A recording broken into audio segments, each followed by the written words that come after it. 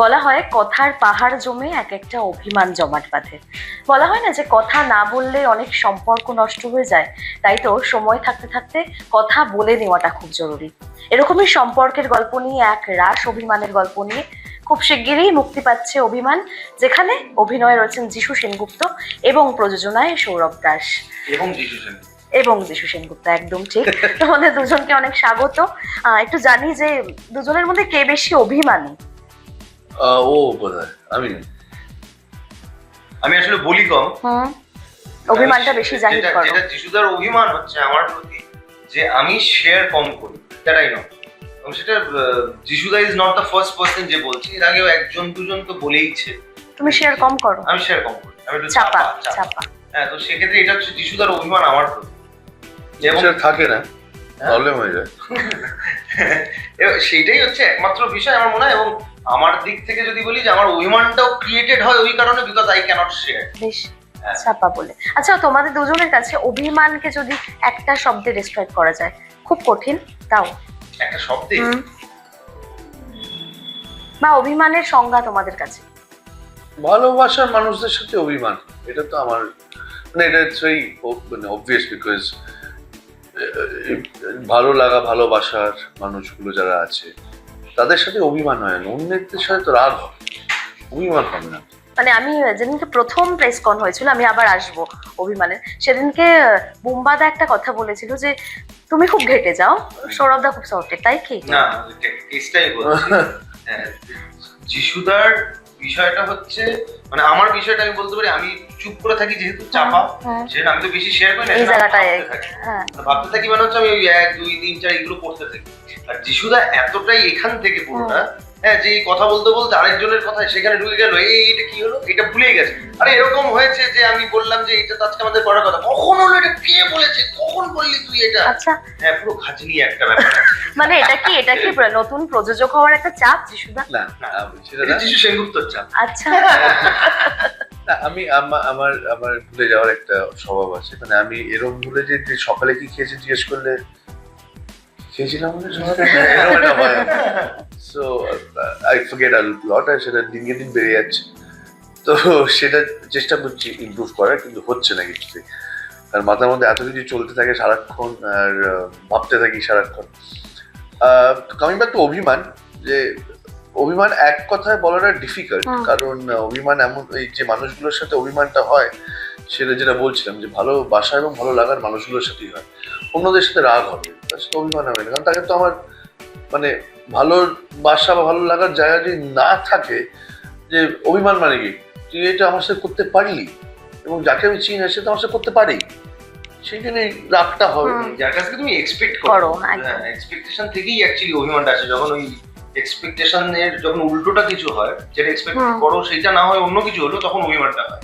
এই তোমার কথা সূত্র ধরেই এক্সপেকটেশন, আজকাল তো সময়ের সঙ্গে সঙ্গে আমরা মানুষের থেকে এক্সপেক্ট করাই ভুলে যাই। করো এখনো এক্সপেক্ট? আমি তো ওর কাছ থেকে প্রচুর এক্সপেক্ট করি, যেমন সবকিছু। I expect a lot from him, and he knows that. And or problem কোন জায়গাটা হয়ে যায়, ও সামনেই বলছি, ও আমার ছোট ভাই, আমার ছেলের মতো অলমোস্ট, মানে আমি ওর সামনেই বলছি, ও জানে সেটা। মানে আমার ভাই যদি হতো এরকমই হতো, আমার ছেলে যদি হতো এরকমই হতো হয়তো, এবং আমার ওই ভাই ছেলের জায়গাতেই আছে। তো সেই জায়গা থেকে ওর একটা প্রবলেম হচ্ছে সারাক্ষণ আমাকে প্রুফ করা যে আমায় দায়িত্ব নিতে হবে না, তোমার জন্য আমি আছি, I will do everything myself, and I'll make you proud, and which I am very happy about. মানে এই নয় যে আমি চাই ও এমন কিছু করুক জীবনে এবং এমন জায়গায় পৌঁছাক যেখানে I feel anyway proud of him, it's not that I don't. But ওর একটা আছে যে যিশুদা মানে ও এমন জায়গায় আমাকে বসিয়ে আমার সাথে আমার পেছনে লাগে, আমাকে 4টে কথা শুনিয়েও দেয়, সবকিছুই করে, কিন্তু আমি জানি যে ও আমাকে এমন, ওর জীবনে আমাকে এমন জায়গায় রেখেছে যেখানে মানে জাস্ট ভগবানের নিচে বোধহয় আমায় রেখে দিয়েছে। মানে বাবা মা হয়তো ভগবানের জায়গায়, তার ঠিক তলায় আমি দাঁড়িয়ে রয়েছি হয়তো, যে he has to prove everything to me. পৃথিবী একদিকে বাট যিশুদাকে এটা এটা আমি করে দেখিয়ে দেবো, এটা আমি আমি ছাড়বো না, আমি করে নেবো। যিশুদাকে কেউ কিছু বলেছে আমি দেখিয়ে দেবো, যিশুদার সাথে এটা হয়েছে আমি এটা করে নেবো। কাজের ক্ষেত্রে যিশুদাকে কোনো টেনশন দেবো না, আমি করবো। আর কর, কেউ বারণ করেনি তোকে, কিন্তু ইট ইজ হিউম্যানলি, আমি আগের দিন ওর ক্লাস নিয়েছি, এটা হিউম্যানলি পসিবল নয় যে একটা ছবি প্রথমত আমরা প্রথমবার করেছি প্রযোজনা, এবং সেখানে দাঁড়িয়ে একটা ছবির পেছনে যে কতটা পরিশ্রম যায় এটা মানুষ সত্যি জানে না, এবং জানার কথাও না। তারা কেন জানবে? তাদের এই হচ্ছে, তার জন্য যদি আমরা যে ছবিটা বানিয়েছি যদি ভালো বানায়, তারা তাদের রোজগারের টাকা খরচা করে তাদের পরিবারকে নিয়ে একটা সুন্দর সন্ধ্যা কাটাতে পারে, সেটাই তাদের কাজ। আমাদের কাজ সেটা তাদের কাছে পৌঁছে দেওয়া।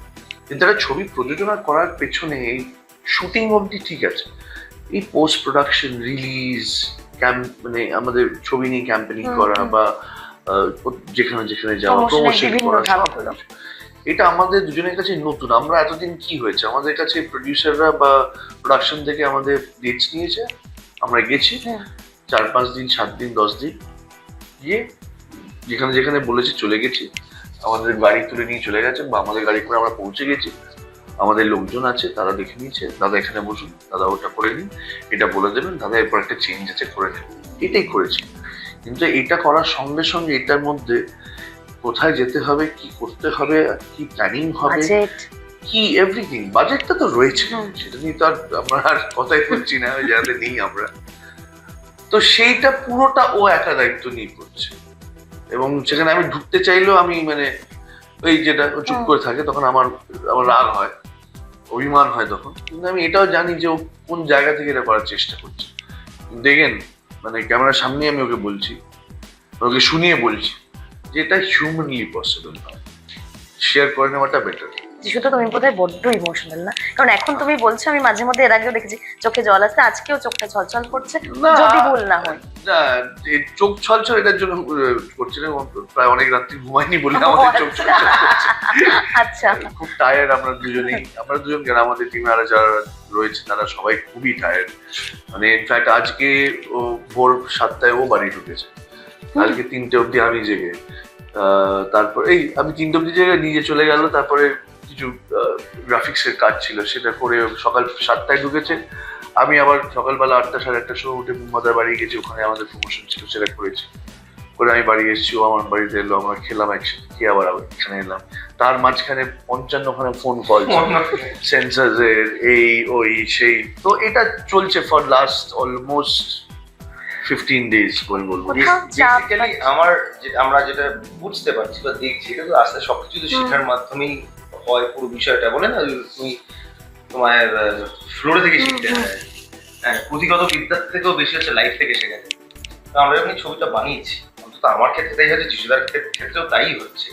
যিশুদা যেহেতু আগে 15 বছর সিরিয়াল প্রডিউস করেছে, এর আগে একটা ছবি করেছে, তাও আমি অন্তত এটা বুঝতে পেরেছি যে 25% হচ্ছে এই যে আমরা যেটা ভাবি বিশাল বড় একটা ব্যাপার, শুটিং করা, এত মানুষকে নিয়ে শুটিং করা, ডেট ম্যানেজ করা, এই করা, প্রেপ করা, শুটিং করা, দ্যাট ইজ অনলি 25%। তারপরে বেসিক্যালি 75% এর খেলাটা তোমার ছবিটা ওইখানের পরে কোথায় যাবে, কিভাবে তুমি প্রজেক্ট করবে, বা কিভাবে মানুষের কাছে পৌঁছানো, পোস্ট প্রোডাকশনের পরেও মানুষের কাছে পৌঁছানো, এই পুরো বিষয়টা 75%, যেটা আমরা পার্টি ছিলাম না কোনোদিনই, কারণ দুজনেই অভিনেতা।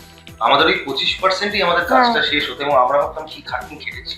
আমি তো লাইফে আর অভিনেতা হয়ে কোনোদিন বলবো না যে খুব কষ্ট করে শুটিংটা, এটা জীবনে বলবো না, কারণ তার পিছনে যারা আছে, producers, creative producers, director himself, পুরো team, editorial team, directorial team, আমাদের ইলেকট্রিশিয়ানস, আমাদের টেকনিশিয়ান, সবাই টেকনিশিয়ানস যারা রয়েছে, ট্রলি সেটিং, এভরিওয়ান, মানে every department, spot boys, production, সেক্ষেত্রে ওইগুলো তো তোমার এই পুরো প্রসেসটাই শিখলাম। আর যে কালকে রাতেও যেখানে আমি জেগেছিলাম, সেটা যে গ্রাফিক্সের জায়গায় ছিলাম, যে কিভাবে কি গ্রাফিক্সের কি তারা শুটিং এর সাথে তাদের কোনো সম্পর্ক নেই। হ্যাঁ, এবং গ্রাফিক্সের একটা ফুল টিম, মানে বাইরে থেকে আসা মানুষজন মিলে একটা, হ্যাঁ, এবার কালার কারেকশনে তাও তুমি 3 জন হয়তো 4 জন হয়তো একজন হেডের আন্ডারে, গ্রাফিক্সের টিমটা মানে একটা বড় টিম, 18 থেকে 20 জনের, 22 জনের টিম। প্রত্যেকটা, আমি একটা ভিডিও ইনফ্যাক্ট আমি ছেড়েছিলাম রাত্রি 1টার সময়, আমি গ্রাফিক্সের টিমে একটা সোশ্যাল মিডিয়াতেই গেছিল যে আমি এখন কোথায়। হ্যাঁ, সেইখানে ভিডিওতে আছে প্রত্যেকটা তোমার ডেস্কটপে বা তোমার মনিটরে এক একটা শট নিয়ে তার একটা শট নিয়ে, ওই একটা শটের পেছনে যে খাটনি আর কি। হ্যাঁ, তো সেইটা টু এক্সপিরিয়েন্স দ্যাট, মানে এই যে ওয়ার্ল্ড অফ সিনেমা, এটা এতটা সুন্দর, এতটা প্রেশারেরও, হ্যাঁ, সেইটা যারা অ্যাকচুয়ালি ওই ধরনের যারা ওয়ার্কাহলিক তাদের জন্য এটা ইনক্রেডিবল। মানে এটা মানে আই ডিগ ইনটু দিস আর কি, মানে আমার রাত জাগতে কষ্ট হচ্ছে তার থেকে বেশি আনন্দ হচ্ছে। আর যেহেতু তোমাদের প্রথম সন্তান, এই ছবিটা মানে চিরকাল এটা থাকবে। প্রথম বলে না, এটা কিন্তু এরপরে মানে যারা ওরকম না, যেরকম ও প্রচন্ড ইনভলভ, অভিনেতা হিসেবেও ইনভলভ, প্রোডাকশনে ইনভলভ, কেন আমার উপর অভিমান, কেন ইনভলভটা করছেন। যেমন কালকে রাত্রিবেলা কিন্তু he wanted to come, so he told me যে চল তাহলে খেয়ে নি, খেয়ে বেরোই যাবে। তখন আমি বললাম যে না তুমি থাকো, হ্যাঁ তুমি থাকো, আমি ওখানে করে পাঠাচ্ছি, তুমি তারপরে দেখো। তাও তিনবার রোজ ইনসিস্ট করলো যে আমি যাবো যাবো যাবো। আমাদের লাস্ট 7 দিন ধরে আমরা, আমাদের লাঞ্চ হচ্ছে অ্যারাউন্ড ইন বিটুইন, লাঞ্চ টাইমটা আমাদের বলে দিচ্ছি অ্যারাউন্ড 3:30 থেকে 5:30টার মধ্যে, এটা হচ্ছে লাঞ্চ টাইম। আর আমাদের ডিনার টাইম হচ্ছে রাত্রি 1:30টা থেকে 2:30টার আর মধ্যে। মাঝে মাঝে স্কিপ হয়ে যাচ্ছে। ওটার কোনো ইয়ে হচ্ছে না। আচ্ছা, আমি কখনো জানা হয়নি তোমাদের বন্ধুত্বটা কবে থেকে, মানে কিভাবে, কখনো জানা হয়নি? আমি বলি, তুমি অনেক জায়গায় বলেছো ভার্সনটা আমার তরফ থেকে, সেটা হচ্ছে বন্ধুত্ব বেসিক্যালি সি যিশু Sengupta, I was a huge fan, I am a huge fan. হ্যাঁ, এবং আমার মনে আছে বন্ধুত্ব নয়, আমি একটা অ্যানেকডোট শেয়ার করছি। লেক গার্ডেন্সের ব্রিজ থেকে আমি বাদিকে লেক গার্ডেন্সের ব্রিজে উঠেছি, আমি তো অনেক বছর আগে, আমি 2011-12 কথা বলছি। তখন দেখলাম হঠাৎ করে পাশে একটা বড় গাড়ি, সিডান গাড়ি, সেখানে কাঁচটা সাদাই, মানে ট্রান্সপারেন্ট। আমি ডান দিকে ঘুরেছি, দেখছি যিশু সেনগুপ্ত, পূর্ব সুন্দর দেখতে একটি মানুষ। তো আমি সেই গাড়িটা ফলো করেছিলাম কিছু। তারপর একটা সময় দেখলাম যিশু সেনগুপ্ত এরকম করে তাকালো, আমি ভয় পেয়ে তারপর অন্যদিকে চলে গেছি। তখনও তুমি অভিনেতা? তখন অভিনেতা মানে থিয়েটার করি আর কি। আচ্ছা। হ্যাঁ, 2013 থেকে আমি 2012-13 থেকে প্রপারলি ইয়ে করছি, তো ওই আর কি 2011-12 কথা। তো সেইখান থেকে জার্নি তো শুরু। তারপরে প্রথম দেখা 2015 সালে বিসিএল বলে একটা, যেটা যিশুদাই করেছিল, যে বেঙ্গল সেলিব্রিটি লিগ ক্রিকেটে সব টেকনিশিয়ানস, অ্যাক্টর সবাই মিলে খেলে, এক মাসের একটা বিষয় হয়েছিল ক্রিকেটের। হ্যাঁ, টেলিভাইজ একটা ব্যাপার ছিল, খুব ভালো ছিল বিষয়টা। তো সেইখানে খেলেছিলাম, সেইখানে বেসিক্যালি অপোনেন্ট টিমে ছিলাম, এবং আমি স্লেজ করেছিলাম। যিশু কিন্তু আমায় তো চিনতো না স্বাভাবিক কারণেই, কেনই বা চিনতো। হ্যাঁ, সে বলেছিল এই কি এর এত আস্পর্ধা হলো কি করে, এত উল্টোপাল্টা কথা বলছে বা স্লেজ করছে, হ্যাঁ সেখান থেকে একটা ব্যাপার। কিন্তু আই ওয়াজ নট দ্যাট তোমার বিগ এনাফ বা তোমার নোন এনাফ যে ওর রাগও আমার সঙ্গে মানে থাকবে আর কি। ও সৌরভ চিনেই না তো রাগ করবে কি, মানে ওই আর কি তৎক্ষণাৎ একটা ব্যাপার ছিল। ও ভেবেছিল খুব খারাপ ছেলে, এরকম একটা বিষয় হয়েছিল। আমি বলেছিলাম হ্যাঁ বড় স্টার হবে, কিন্তু আমিও খুব একটা কিছুই না, কি বানা আমি জানি না, কিন্তু এটা বরাবরই যেত একটা ব্যাপার আছে। তো ওই ছিল। তারপর 3 বছর পর, 3.5 বছর পর তখন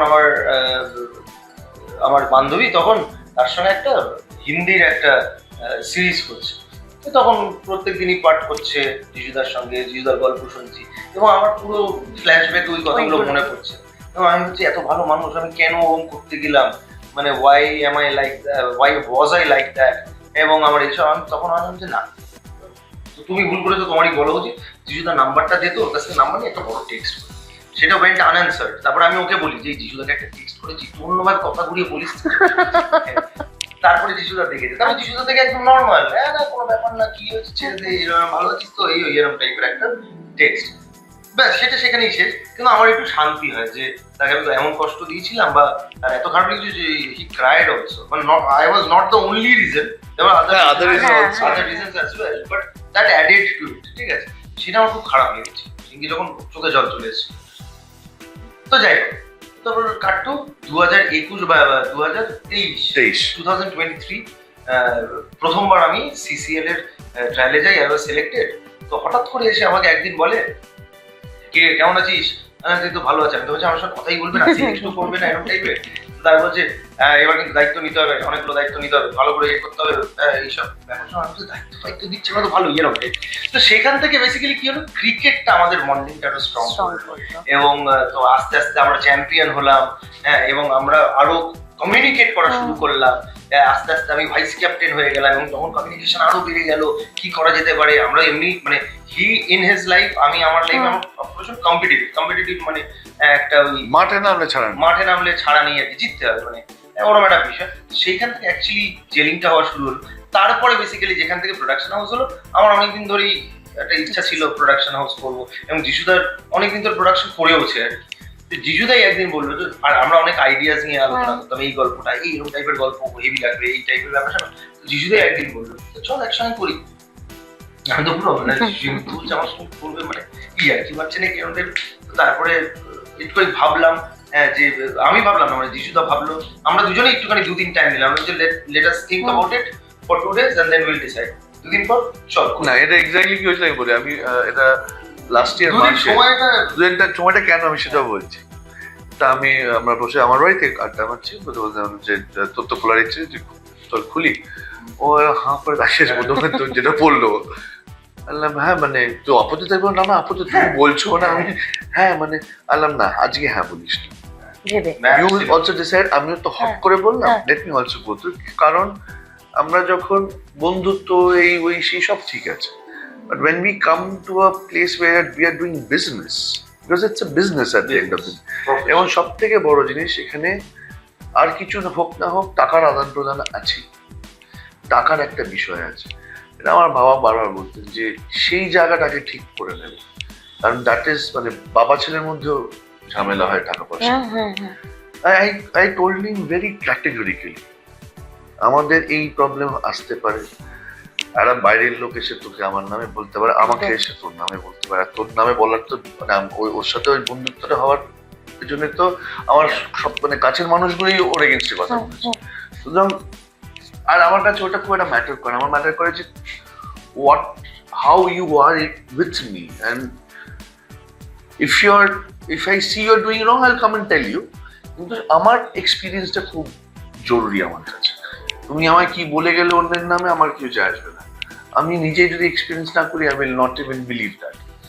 সো সেটাই আমি বললাম যে দুদিন তুই দেখে নি, তুই ভেবে নি, আমি ভেবে নি। এবং আমি বলে দুদিন পরে in fact when he said yes and I said yes, আমরা কিন্তু এগুলো নিয়ে আগে কথা বলে নিয়েছি যে টাকা পয়সা আমাদের মাঝখানে কোনোদিন না আসে। তোমার যদি কোনোদিন কিছু ভুল মনে হয়, you will come and tell me, তুই আমার থেকে ছোট হলো। ইফ আই বিলিভ, আমি তো বলবোই, আমার এটা নিয়ে কোনো হয়নি, কিন্তু আমিও যদি ভুল হই, I am also human, I will make mistakes, you will come and tell me যে দিস ইজ রং, দিস এটা হিসেবে বলবো। দুটো মানুষ হিসেবে আমরা বিজনেস ট্রান্সপারেন্সিটা থাকবে। তো সেই জায়গা থেকে প্রায় 1 বছরের উপর তো হয়ে গেল, এতগুলো কাজও করে ফেললাম, ছবি আজ প্রথমবার করছি। সেই জায়গাটা এখন আমার একটাই হি ডাজন্ট শেয়ার। আমার এই জায়গা থেকে একটা প্রশ্ন আছে, কোনো অভিমান আছে বা কোনো না বলা কথা আছে যেটা এখন অবধি বলনি ক্যামেরার সামনে? ও আমার বলে দেয়, ও সময় সুযোগ বুঝে বলে। অভিমান নেই কোনো ওরা যে আমার প্রতি না, আমার যে অভিমান ওই বলে যেভাবে তোমার, আমার অভিমান নেই। যিশুদাকে নিয়ে কোনো অভিমান নেই? কি অভিমান থাকতে পারে? আমার অভিমান নেই। আমার ভালোবাসাটা এতটাই বেশি আছে, আমার হতেই পারে হয়তো পরবর্তীকালে অভিমান আসতেই পারে, ইউ নেভার নো। কিন্তু বিষয়টা হচ্ছে ভালোবাসাটাই মানে ওই যেটা বলছিল যেটা মানে অদ্ভুত কথা বলেছে। এন্ড আমি আজকেই তোমার ইন্টারভিউতে প্রথমবার এরকম এতটা এক্সটেন্সিভলি যিশুদাকে বলতে শুনলাম অ্যাবাউট মি।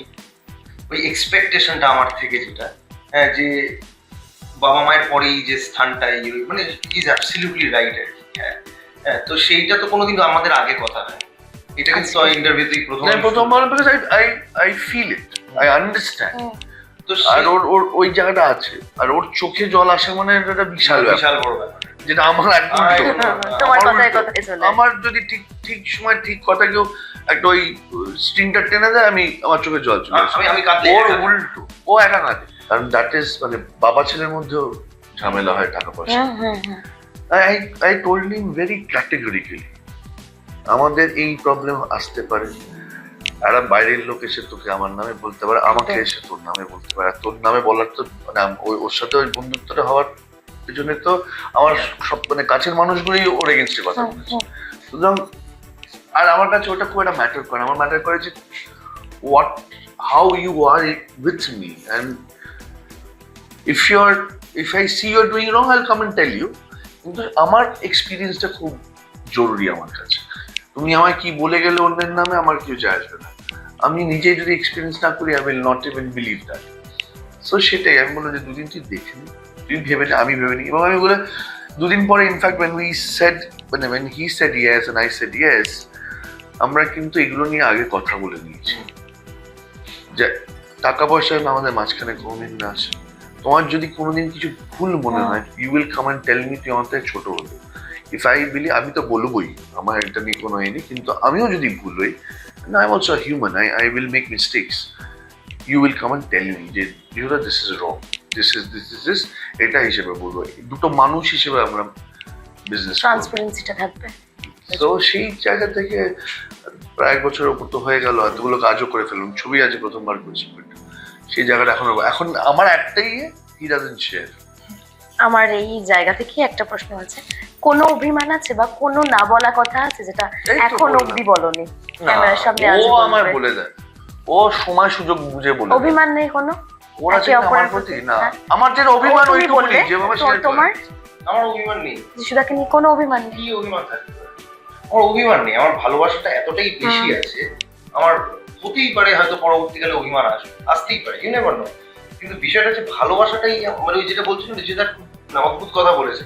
And আমি আজকেই তোমার ইন্টারভিউতে প্রথমবার এরকম এতটা এক্সটেন্সিভলি যেটাকে বলতে শুনলাম অ্যাবাউট মি, ওই এক্সপেকটেশনটা আমার থেকে যেটা, হ্যাঁ, যে বাবা মায়ের পরেই যে স্থানটা মানে ইজ অ্যাবসলিউটলি রাইট আর কি। হ্যাঁ হ্যাঁ, তো সেইটা তো কোনোদিন আমাদের আগে কথা হয়, এটা কিন্তু ইন্টারভিউতেই প্রথমবার because I feel it, I understand. তো আর ওর ওই জায়গাটা আছে, আর ওর চোখে জল আসে মানে এটা বিশাল ব্যাপার, বিশাল বড় ব্যাপার। যেটা আমার একদম উল্টো। তোমার আমার কথায় উল্টো। কথায় চলে। আমার যদি ঠিক ঠিক সময় ঠিক কথা কেউ একটা ওই স্ট্রিংটা টেনে দেয়, আমার চোখে জল চলে আসে। আমি কাঁদলে ওর উল্টো, ও একা কাঁদে, কেউ দেখবে। But he has cried in front. হ্যাঁ, আচ্ছা, তো সেইটাই মানে এটা বলতে বলতে আমার চোখে জল চলে আসতে পারে, সেজন্য আমি বেশি ব্যাপারটা বড় করছি না। ওটা বলছি আসলে এমন ভাবেই দেখি বা এমন জায়গায় মানে ওকে এমন ভাবে দেখেছি, হ্যাঁ, যেটার জন্য না মানে এটা মানে জানি না, মানে আমি বয়সে ছোট তাও এটা বলা ঠিক হয় কিনা, যে আমার মনে হচ্ছে হি ইজ মাই রেসপন্সিবিলিটি। অদ্ভুত ভাবে এটা একটা এসছে, যেটা আমি মানে এটা তো একেবারেই নয়, কিন্তু এটা আমার মধ্যে এসছে। আমি কি করবো আমি জানি না। হি টেকস মাই রেসপন্সিবিলিটি, মানে অর্ধেক সময় রেসপন্সিবিলিটি ভুলে যায়, সেটা আলাদা ব্যাপার, কিন্তু হ্যাঁ। ইয়েস তোমাকে নিয়ে আমাকে হ্যাঁ ভীষণ। নিল হয়তো, তারপরে ওইটা আমি ভুলে ভুলে গেল। কি। হ্যাঁ, কিন্তু ওইটা তো আমার মধ্যেই আছে, মানে ওয়েন ইজ ওয়ার্কিং, ওর কি কাজ আছে বা কি কাজ হবে বা কোনটা হলো না সেটা নিয়ে কথাই না বলা আর কি। ওর যদি কষ্ট হয়, মানে এগুলো আগে বলিনি কোনোদিন, এটা এখনই বলছি আর কি। তো তোমার খুবই মানে না এগুলো আমি বুঝি, লাকি এগুলো আমাকে জেনে গেলাম। না এটা আমি বুঝি। আমি যেন ওদিকে না তাকি বলে যাচ্ছি, তুমি যেন ওইদিকে তাকালে আর বলতে পারবো। তো এই বিষয়গুলো এগুলো সবই চলে আমার। তোমরা ওভার থিঙ্ক করো? ও করে, আমি আমি অতটা করি না। একটা সময় আসলে তো মানুষ ভয় পায় না যে হাতটা যদি ছেড়ে চলে যায় বা সেই ভয় আমার নেই, কেন ওই হাত ছাড়ার কোনো সিন নেই। That's it. তাই যেন হয়। বেশ, যিশুদা বলেই দিয়েছে 19 তারিখ দেখা হবে এক রাশ অভিমান নিয়ে। কি বলবে দর্শকদের? বলো। তুই বল। দুজনে একসাথে বলো না। ওই বলবো। ওর বেশি আমার থেকে, এই ছবিটা আমার থেকে বেশি ওর ছবি।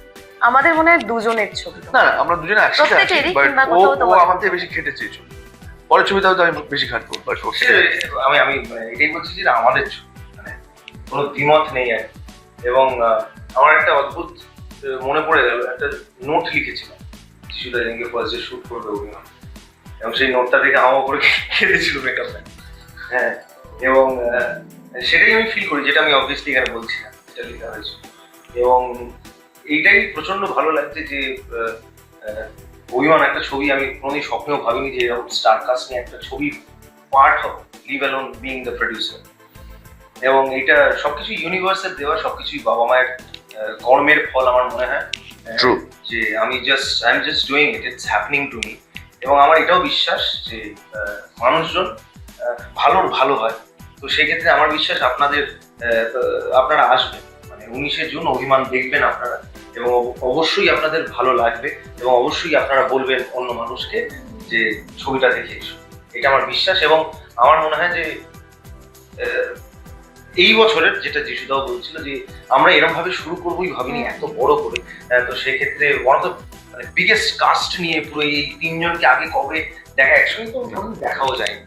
প্রসেন চ্যাটার্জি, যিশু সেনগুপ্ত, শুভশ্রী গাঙ্গুলিকে একসঙ্গে কোনোদিন দেখা যায়নি বাংলা ছবিতে। এবং সবার থেকে অদ্ভুত জিনিস, না আমার আর বোম্বাদা দেখেছে, কোটি কোটি আছে আমার আর বোম্বাদা। এই যে ট্রায়োটা, এটা দেখা যায়নি। এবং সেটা মানুষের ভালো লাগছে কারণ ট্রেলার আমাদের 18 ঘন্টায় 1 মিলিয়ন হয়েছে, যেটা আমি ভাবতেই পারি। যখন হচ্ছিল তখন আমাদের যিনি অমিত বলে একজন আছে, যে ইউটিউবে আপলোড দেখছিলেন না বারবার করে কথা হচ্ছে। আমি বলছি না তার থেকেও বড় কথা যেটা, ওটা তো 1 মিলিয়ন হয়, 2 মিলিয়ন হবে, 3 মিলিয়ন, এটা তো ঠিক আছে, নাম্বারস এগুলো।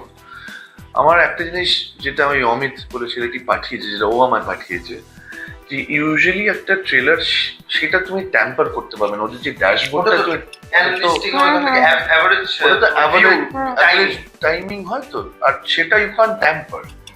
সেটা পাঠিয়েছে, তুমি বুস্ট করতে পারো, এই করতে পারো, অনেক কিছু করতে পারো, ওইটা ট্যাম্পার করতে পারো। মানুষ কতক্ষণ দেখবে সেটা তার ইচ্ছে, রাইট? সেইটা এটা আমি বলবো না, বাট ইউজুয়ালি হয়ে থাকে মানে 50 সেকেন্ড থেকে 1.5 মিনিটের মধ্যে। 1.5 মিনিটও ইজ টু মাচ। এটাও বলছি, তাই মানে 50 সেকেন্ড টু 1.5 মিনিট।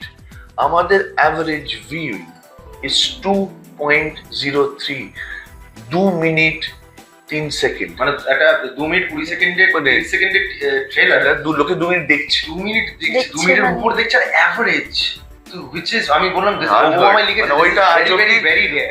যা শুনলাম, মেবি উই আর রং, যা শুনেছি হয়তো ভুল হতে পারে, আর যদি বাংলা ছবিতে এটা হয়নি। আমরাও ট্রেলারটা পুরোটা না দেখলে আমরাও দাঁড়িয়ে আটকেই ছিলাম, যেটা দেখাচ্ছিল। তো সেইটা আমাদের কাছে একটা বিশাল ব্যাপার, কারণ সব মেনে নিচ্ছি, লোকে বলতেই পারে যে ভাই তোমার টাকা দিয়ে 1 মিলিয়ন করে দিচ্ছ, এ করে দিচ্ছ, সেটা মেনে নিচ্ছি সব। কারণ এরকম হয় তো, চলো সব ওটা মেনে নাও, ওইটা তো আমি টাকা দিয়ে করতে পারবো না, ওটা তো মানুষ না করলে হবে না।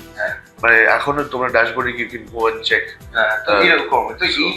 আমি সেই জন্যই বলছি যে এটা আমার বিশ্বাস, মানে বাংলা ছবির পাশে দাঁড়ান প্লিজ, আসুন। আমার এটা নয়, আমি জানি এটা 19শে জুন অভিমান মানুষ দেখবেন, এবং অনেস্টির কোনো বিকল্প হয় না। তো সেক্ষেত্রে এটা না বিশ্বাস, ভেতর থেকে বিশ্বাস। এই আমি অনেক জায়গায় বলেছিলাম, এটা আমার মায়ের পরীক্ষা। আমার মা ছোটবেলা থেকে বলেছে, ভুবন এরকম করো না, কারণ খারাপ মানুষদের খারাপ হয়, ভালোদের ভালো। তো আমি সেই মায়ের কথা শুনে এগিয়ে গেছি, যেরকম ভাবে তোমার সঙ্গে মিশেছি, যেরকম যিনি দাঁড়িয়ে আছেন পেছনে তার সঙ্গে মিশেছি। হ্যাঁ, আমি ছোটবেলা থেকে ওরকম ভাবে মিশেছি, কোনো ভনিতা করিনি তার সঙ্গে, সবসময় ভালো পড়ে। আমি জানি যে ভালোদের ভালো, এটা মায়ের পরীক্ষা। আমি মাকে গিয়ে বলবো যে মা তুমি ঠিক